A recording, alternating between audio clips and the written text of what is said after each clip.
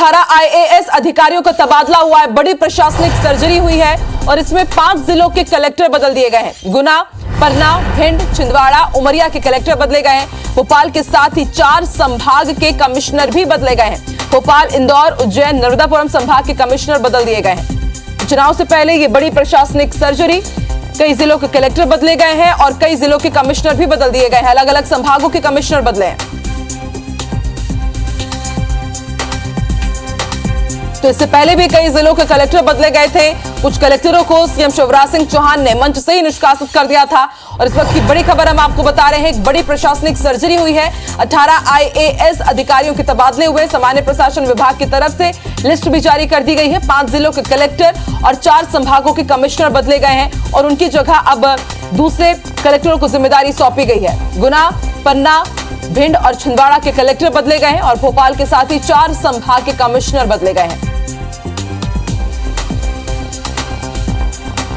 इसके साथ ही वो लिस्ट भी आप देख सकते हैं। लिस्ट के जरिए ये आदेश जारी किए गए हैं। चुनाव से पहले जैसे कि संभावना जताई जा रही थी कि कई अधिकारियों के तबादले हो सकते हैं और लिस्ट सामने आ चुकी है। और इससे पहले भी हमने देखा था कि 16 से ज्यादा जिलों के कलेक्टर बदले गए थे और अब 5 जिलों के कलेक्टर बदल दिए गए हैं। की बड़ी खबर भोपाल से 18 आईएएस अधिकारियों का तबादला हुआ है। 5 जिलों के कलेक्टर बदले गए हैं। गुना, पन्ना, भिंड, छिंदवाड़ा, उमरिया, अब यहां नए कलेक्टर नियुक्त किए गए हैं। आपको बता दें, भोपाल के साथ ही 4 संभाग, इंदौर, उज्जैन, नर्मदापुरम संभाग के कमिश्नर भी बदले गए हैं। सामान्य प्रशासन विभाग ने आदेश जारी कर दिया है और आदेश की कॉपी इस वक्त आप अपनी टीवी स्क्रीन पर देख रहे हैं।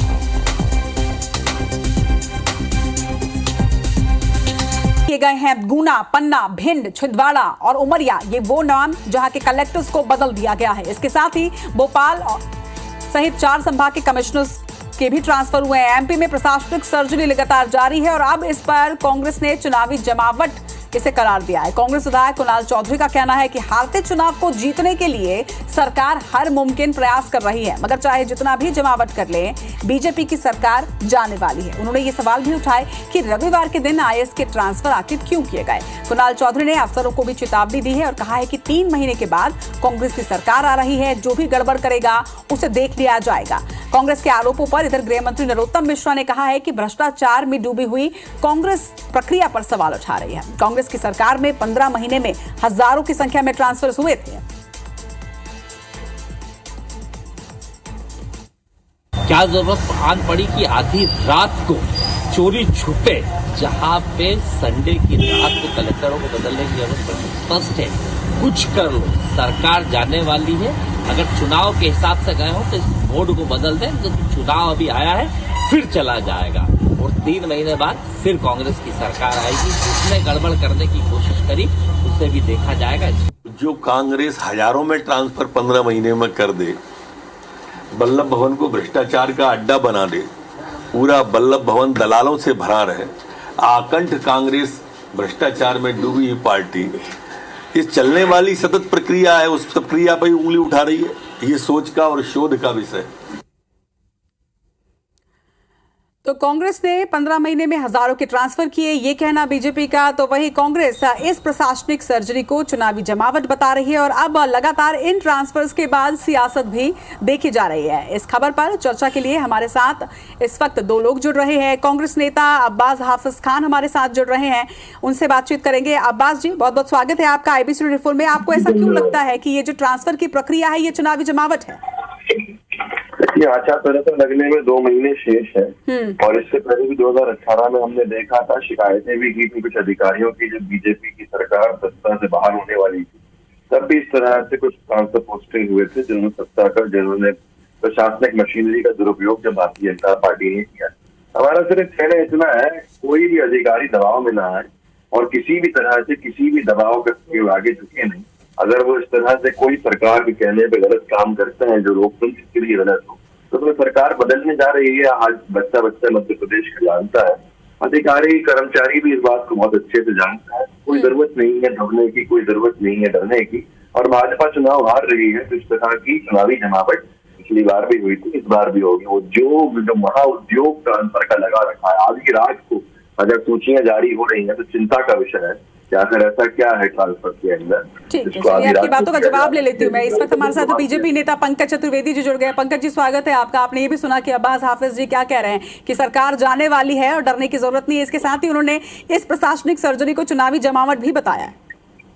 देखिए रचना जी, शासन का नियम है कि जो भी अधिकारी कर्मचारी किसी एक स्थान पर 3 साल या उससे अधिक समय तक कार्य करता है उनको संबंधित किया जाता है।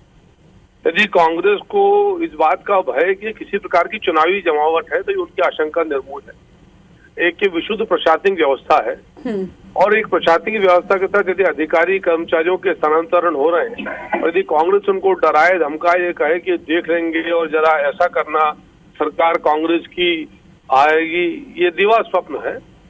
इन विषयों को राजनीतिक विषय नहीं बनाना चाहिए। ये प्रशासनिक प्रक्रिया का हिस्सा है। यदि कोई भोपाल का अधिकारी 3 साल से अधिक समय तक है तो उसका स्थानांतरण होगा और ये प्रशासनिक स्थानांतरण है। ये जनहित के लिए सरकार कभी भी कर सकती है। अब्बास हाफिज, यहाँ पर तो आप पर आरोप लग रहे हैं आपकी पार्टी पे कि आप लोग डरा धमका रहे हैं अधिकारियों को कि देख लेंगे 3 महीने बाद। नहीं डरा रहे हैं, नहीं धमका रहे हैं, बस ये साथ देने का कह रहे हैं कि लोकतंत्र संविधान का साथ दीजिए, डरने की जरूरत नहीं। हम तो और डरने से बचा रहे हैं उनको। ये कह रहे हैं कि सरकार के दबाव बताइए किसी भी तरह। हमने इससे पहले शिकायतें की हैं रचना जी, 2018 में कई शिकायतें हुई, कई अधिकारियों से ऊपर शोकॉज नोटिस जारी हुए पूरे विषय को लेकर।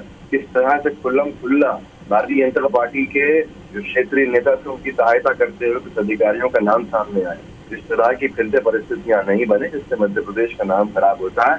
और सत्ता परिवर्तन की अगर बात हम कर रहे हैं तो सारे सर्वे कर रहे हैं, यही तो कह रहे हैं कि डरने की जरूरत नहीं है। हम वापस सरकार में आ रहे हैं, एक सरकार जा रही है, उससे डर के किसी भी एक तरह का काम मत कीजिए जिससे कि लोकतंत्र शर्मसार हो या संविधान चलता है।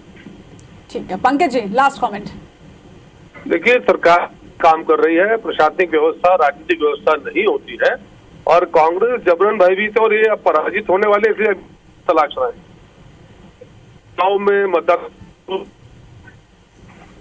कभी ईवीएम की बात करेंगे और अधिकारी प्रशासन की बात कर रहे हैं तो ये स्पष्ट है कि आसन्न पराजय को देखकर कांग्रेस हार के बहाने तलाश रही है।